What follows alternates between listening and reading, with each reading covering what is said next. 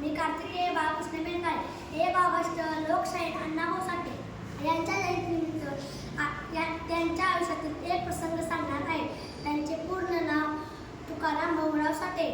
त्यांनी मराठी भाषेत अनेक पोवाडे, कथा, कादंबऱ्या लिहिल्या. मॉस्को शहरात त्यांच्या कथांचे अनुवादही झाले होते. त्यांना तेथील मानधनही मिळत होते. असे असूनही अण्णाभाऊ झोपडपट्टीत राहत होते. एकदा प्रसिद्ध गायक विठ्ठल उमाप अण्णाभाऊंना भेटीला झोपडपट्टीत गेले. अत्यंत साध्या कपड्यावर अण्णाभाऊंना पाहून म्हणाले, तुम्ही झोपडपट्टीत का राहता? तुम्ही साधे कपडे का घालता?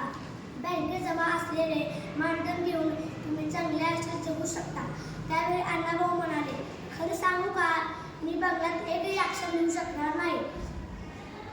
इथे या झोपडपट्टीत मला गोरगरिबांचे दुःख अनुभवायला मिळतात आणि भाषा आणि वास्तवता पाहता आणि ऐकता येते.